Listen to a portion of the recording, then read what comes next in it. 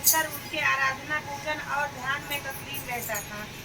अपने सारे कार्य वह भगवान शिव को अर्पित करके करता था। मन वचन कर्म से वह पूर्णतः शिवार्चन में ही तल्लीन रहता था। उनकी वह शिव भक्ति की दारुक नामक एक राक्षस बहुत उग्र रहता था।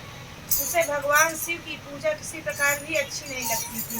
वह निरंतर इस बात का प्रयत्न किया करता था कि उस सुप्रिय की पूजा अर्चना में विघ्न पहुंचे। एक बार सुप्रिय नौका पर बैठकर सवार कहीं जा रहा था। उस दुष्ट राक्षस दारुक ने यह उपर्युक्त अवसर देखकर उस नौका पर आक्रमण कर दिया। उसने नौका में सवार सभी यात्रियों को पकड़कर अपनी राजधानी में ले जाकर कैद कर दिया। सुप्रिय कारागार में भी अपने नित्य नियम के अनुसार भगवान शिव की पूजा आराधना करने लगा।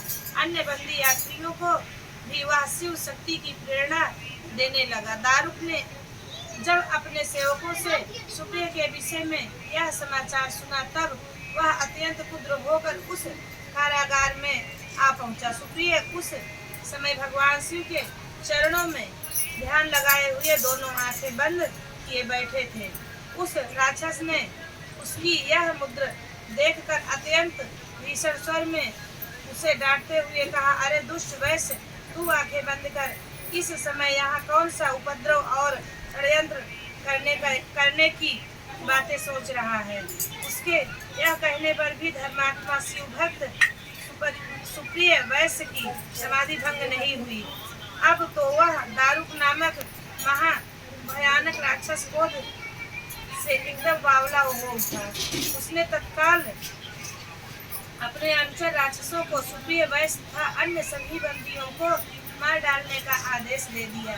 सुप्रिय उसके इस आदेश से जरा भी विचलित और भयभीत नहीं हुआ। वह एक निष्ठ भाव और एकाग्र मन से अपनी और अन्य बंदियों की मुक्ति के लिए भगवान शिव को पुकारने लगा। उसे यह पूर्ण विश्वास था कि मेरे आराध्य भगवान शिव इस विपत्ति में मुझे अवश्य ही छुटकारा दिलाएंगे।